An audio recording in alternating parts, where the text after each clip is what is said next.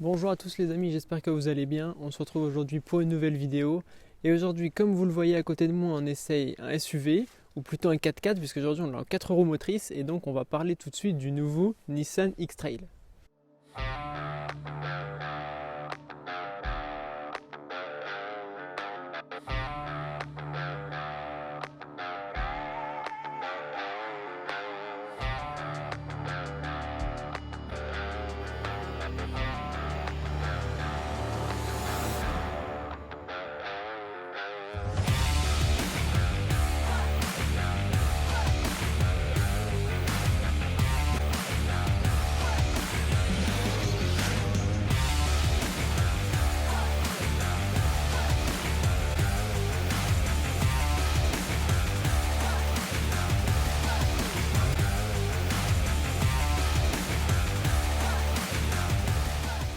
Donc vous voyez pour l'occasion, bon là début décembre comme ça, j'ai ressorti le bonnet, l'écharpe, etc. Parce qu'il commence à faire extrêmement froid, mais on a quand même été l'essayer en tout terrain, donc on verra ça tout à l'heure. Pour commencer la présentation, donc on l'a aujourd'hui en gris argile, donc le X-Trail c'est une voiture qui a plus de 20 ans, la première génération est sortie en 2001, on en est aujourd'hui à la quatrième et donc avec quand même de nombreux changements par rapport à la version précédente qui commençait à être, il faut le dire, un petit peu vieillotte depuis le temps quand même. Donc on l'a aujourd'hui, donc c'est la technologie Power dont on a parlé la dernière fois au Qashqai, avec le Qashqai. Donc on a des feux LED ici avec les clignotants LED bien évidemment. On retrouve la grosse calandre en V, très gros capot très large qui le rend vraiment volumineux et vraiment massif. Et puis ici, on a les feux LED également, donc on a tout est LED à part les clignotants à l'arrière, même les anti-brouillards ici le sont. En bas, on a ici des petits volets en fait qui peuvent se refermer si besoin pour refroidir, s'ouvrir ou se fermer pour refroidir le moteur tout simplement. Et puis là une petite baguette en chrome pour terminer l'avant qui fait quand même très massif et très imposant. Les dimensions de ce X-Trail, donc on est sur 4,68 m de long, 1,84 m de large, 1,72 m de haut, avec un poids qui est juste en dessous des 2 tonnes. Avec la technologie Power, ça lui permet quand même de garder ce poids entre guillemets réduit par rapport à des concurrents directs en full électrique. Donc on a des jantes 19 pouces ici aujourd'hui. Alors ce qui est intéressant, c'est qu'on a également, bon vu que c'est un 4x4, on a tous les passages de roues qui se font en plastique, que ce soit ici, voilà, au niveau des jupes latérales ici qui sont en plastique également. Et puis garde-sol de 19 cm, on le voit quand même. Donc ça c'est relativement intéressant je dirais pour aller dans les chemins. Alors ça bien sûr par la suite. On a une partie ici autour des vitres noires et une partie chromée. On a également les rails de toit ici, plus un toit panoramique ouvrant, donc très bien pour avoir beaucoup de lumière. Et puis les petites caméras dans les rétroviseurs, bien évidemment. Logo e-Power ici, puisque c'est la technologie qu'on a aujourd'hui. Et la finition qu'on a aujourd'hui, c'est une finition Tecna. Donc c'est une finition qui est quand même relativement élevée. À l'arrière, qu'est-ce qu'on y retrouve? On y retrouve les feux LED, ici un petit peu en forme de boomerang. On a les clignotants comme je disais, mais qui sont pas LED. Par contre, les feux ici sont LED. Ensuite, nouveau logo ici Nissan, avec le petit truc X-Trail. e-Power, e-Force, puisque c'est la technologie 4 roues motrices de chez Nissan qu'on verra aussi. On a un bouclier plastique avec un petit peu de chrome et ici un petit peu de plastique brossé, on dirait quelque chose comme ça. Donc ça rend pas trop mal, franchement l'arrière est plutôt volumineux aussi. On a le béquet pour terminer bien évidemment la voiture avec une antenne requin et ça nous donne quand même un véhicule avec un certain gabarit. Donc le coffre, bien sûr, coffre électrique, assistance électrique. Donc c'est un coffre de 525 litres qui tombe à 475 si vous avez la version 7 places, puisqu'il existe en version 7 places. Nous on l'a ici aujourd'hui, bon, avec un tout petit plancher modulable on va dire, mais voilà, c'est quand même déjà pas mal au niveau de la capacité. Et avec les sièges rabattus, on arrive à un volume qui atteint quasiment les 1300 litres. Donc là également, pour toute la famille, ce sera quand même plus qu'acceptable. Alors à l'arrière, qu'est-ce qu'on va retrouver? Une très très bonne assise quand même, regardez l'espace aux jambes que j'ai et l'espace à la tête également. Là pour le coup on se sent pas du tout engoncé, on est vraiment très très bien. On a un tout petit tunnel central. Et puis après au niveau de la composition des panneaux de porte, là on a un petit peu de plastique. Mais on a également comme sur le Qashqai et sur le Juke, un petit aluminium un peu brossé là, ou du plastique et style imitation brossé, c'est pas mal. Avec du cuir surpiqué. On a des petites poches ici. Là vous avez juste au centre deux bus d'aération. Avec les sièges chauffants à l'arrière, ça c'est très bien. Et puis on a également un USB-A et un USB-C, comme je le soulignais la dernière fois dans le Qashqai. Très très bon point puisque tous tout le monde n'a pas soit du USB-A soit du USB-C, donc au moins là pour le coup il y a les deux et vous n'aurez pas de soucis. Et puis les passagers eux peuvent profiter du puits de lumière, hein, de la lumière qui rentre par le toit panneau, et ça franchement c'est vraiment top. Et on a une sellerie cuir qui est quand même vraiment confortable.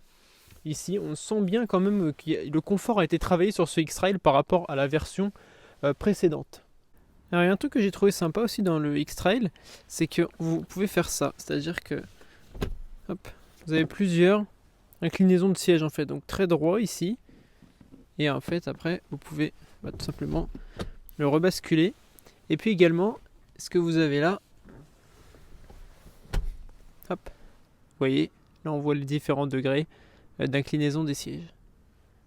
Donc vous avez également la possibilité d'avoir ici quelque chose au centre, donc il faut que vous tiriez sur cette petite lanière et qu'en même temps vous veniez attraper ici, et là, hop, voici votre nouvelle table pour votre trajet avec un double porte-gobelet, et puis là si vous voulez mettre quelques petits trucs, mais pareil ça pour un véhicule familial, c'est aussi sympa. Allez, pour ce qui est de l'intérieur à l'avant, donc du coup on retrouve la même composition que les portes à l'arrière, hein. Ici vous avez tout ce qui est pour gérer les rétroviseurs, etc., ainsi que les fenêtres. Et puis ensuite quand on passe à l'intérieur, donc on arrive ici sur notre grand écran 12,3 pouces. D'ailleurs vous avez le réglage des sièges électriques. Ensuite si vous démarrez la voiture, wow, on va éviter le copyright. Petite animation Nissan, vous avez vu. Hop. Donc on a bien nos deux écrans 12,3 pouces. Ici vous voyez, celui-ci assez réactif, hein, comme on l'avait vu dans le Qashqai. Ensuite là, vous avez tout ce qui concerne la climatisation et les sièges chauffants bien évidemment. On a ici, vous voyez, plusieurs informations. Hop, notre transfert d'énergie, la boussole, la radio, ça c'est les aides à la conduite, les réglages. Et puis voilà, là on revient sur l'ordinateur de conduite. Donc le volant, lui aussi très bien, comme sur le Qashqai, hein, c'est là exactement la même config, hein. Vous avez ensuite ici le chargeur à induction, avec toujours un USB-A et un USB-C. Vous avez l'iPedal ici que vous connaissez, on en reparlera peut-être un petit peu tout à l'heure. Le parking automatique, ça c'est vraiment bien aussi. Un double porte-gobelet, ici sélecteur de vitesse, toujours aussi sympa celui-là, hein. Et puis là, les différents modes de conduite. Donc c'est-à-dire que une fois que vous êtes en tout-terrain, enfin oui, le tout-terrain, mais il y a aussi d'autres choses. Il y a le sport, vous avez l'éco, le standard, le neige et le off-road. Et vous avez aussi, attendez, je vais me remettre en normal, ce petit bouton qui vous permet une aide dans la pente, notamment en descente, ce qui permet de bloquer la voiture. Et puis enfin au centre, ce petit rangement, hein, assez profond, on le voit quand même, avec pas mal d'espace pour ranger un petit peu de tout. Et toujours ces sièges aussi là qui sont quand même assez agréables, hein. Vous le voyez là, même que ce soit au toucher en fait ou quand vous êtes assis dessus, on sent quand même qu'il y a un effort qui est fait sur le rembourrage des sièges. Et puis après, là on a la planche de bord en fait en deux couleurs, un petit peu marron café, et puis là noir surpiqué avec ici des petits inserts un peu bois comme ça, et une bande en chrome qui passe là tout le long. C'est plutôt joli. Et vous avez bien évidemment la caméra 360 avec plusieurs angles. Vous le voyez là, hop, on nous voit du dessus. Vous avez également la caméra qui se situe dans les rétroviseurs pour éviter tout problème avec les jantes bien évidemment. Et vous avez cette vue là, donc plusieurs vues à disposition. Et puis là, bon, je l'ai déjà dit tout à l'heure, mais vous avez le toit ouvrant panoramique ici. Vous voyez quand même qui est assez grand, donc qui permet à ce que tout le monde puisse profiter, hein, de la luminosité dans ce X-Trail. Mais au global, c'est vrai qu'on se sent bien et on a vraiment beaucoup d'espace, tout simplement pour tout.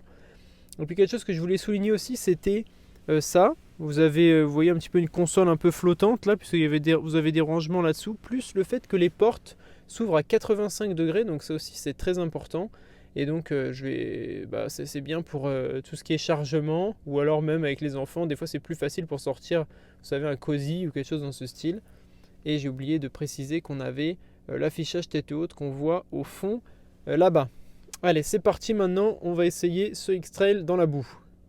Alors tout d'abord, ce qu'il faut préciser sur ce X-Trail, c'est qu'il a un excellent rayon de braquage, même pour un SUV de cette taille. Franchement, on n'a pas l'impression qu'on conduit un aussi gros 4x4 entre guillemets. Faut pas oublier ces 4,68 m de long. Et idem pour le poids, on est aux alentours de, on est un petit peu en dessous de 2 tonnes, mais franchement, on n'a vraiment pas l'impression d'avoir 2 tonnes à conduire. Ça se conduit vraiment comme une voiture, je dirais, standard limite. Donc là, on est parti.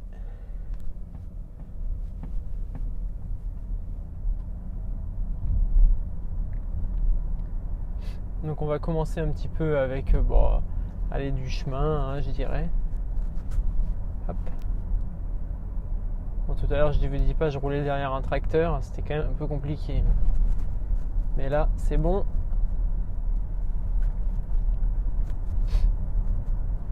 Donc on commence du coup sur des chemins, style les chemins qu'on peut emprunter tous les jours.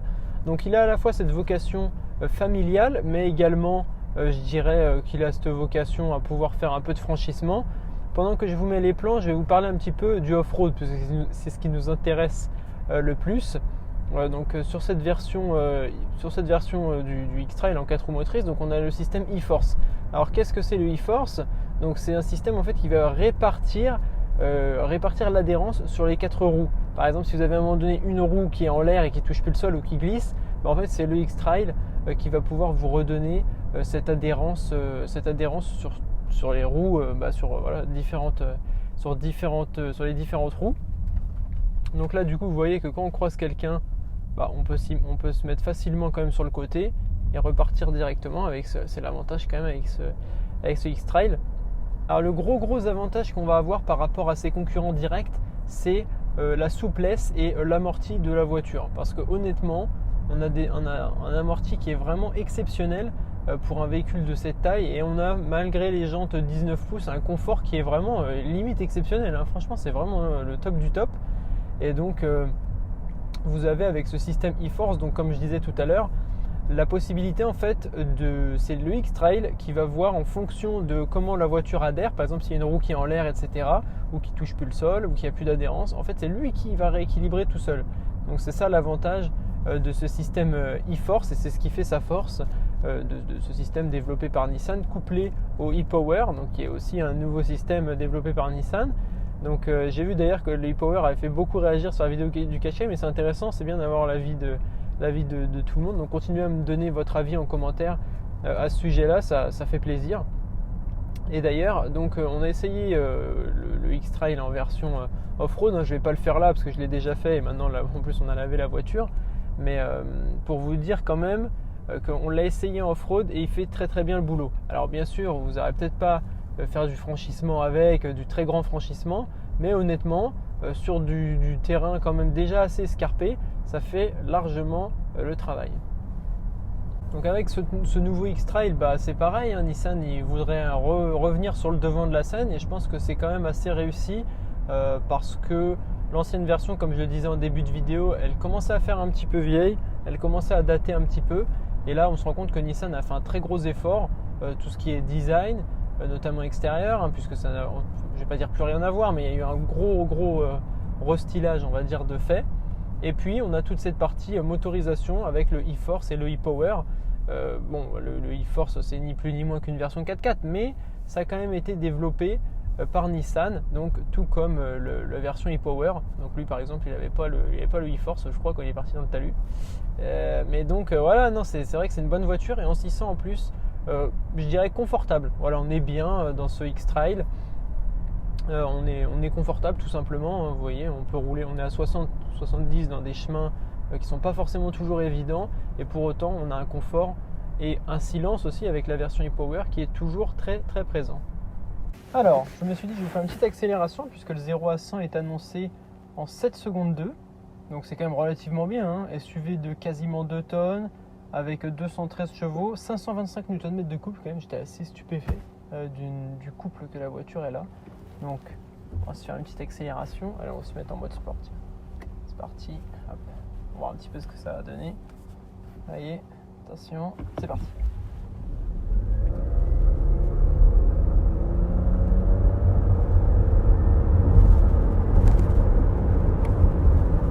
Et au niveau freinage, vous voyez quand même que la voiture est quand même relativement bien. Pareil dans les virages, franchement ça tient bien le coup. Et si on réaccélère, on n'a pas trop le bruit du générateur thermique, donc ça c'est plutôt cool aussi. Non, franchement c'est niveau puissance on est vraiment bien. Hein. La voiture tient la route également, elle est pas en train de se balader tout le temps comme ça. Donc même SUV de 2 tonnes, mais quand même. Hop. On va continuer notre petit bout de chemin. Là on est toujours en mode sport, donc vous voyez quand même l'accélération qu'on a. Et dans le quasi-silence, on entend très peu le générateur. Je pense que le micro accentue peut-être un petit peu le bruit, mais à l'intérieur, dans l'habitacle, franchement, on ressent très très peu ce bruit. Donc finalement, c'est ça qui est plutôt agréable aussi, c'est qu'on peut mettre pied dedans, mais sans avoir trop de bruit, et toujours en étant avec cette puissance et ce silence entre guillemets de l'électrique. Et oui, même si on tourne un petit peu plus fort, on accélère comme ça, la voiture vraiment ne chasse absolument pas. Ça, franchement, c'est vraiment une bonne nouvelle et ça prouve que ce X-Trail a été bien pensé et bien développé par Nissan. Là, qui est à un petit peu plus de 50 000 euros, dans les 52 000 euros. Voilà, les entrées de gamme sont quand même moins chères. Là, aujourd'hui, on a une version Tecna avec pas mal d'options, pas mal de petites choses sympas quand même. Et aussi, on l'a en 4 roues motrices. Il existe en 2 roues motrices, hein, bien évidemment. Donc, voilà pour ça.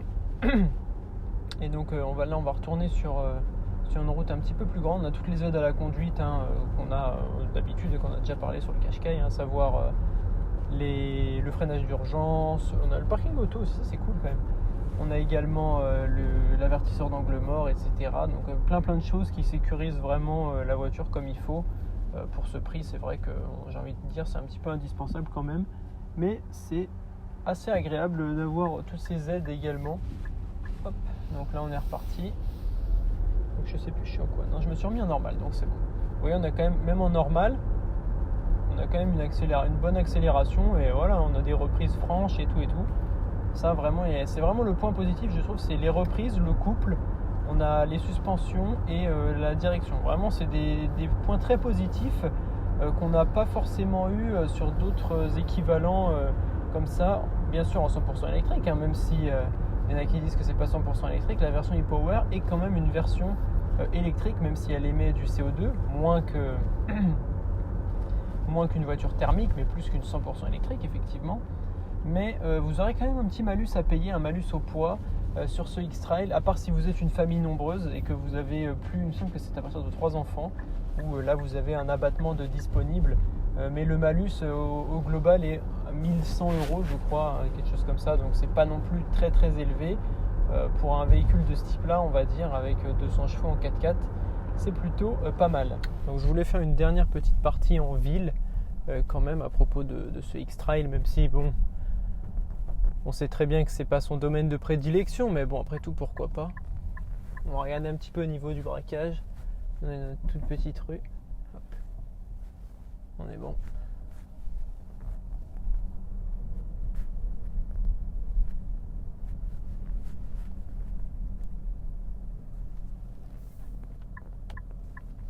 On voit quand même qu'on est relativement maniable. Hein.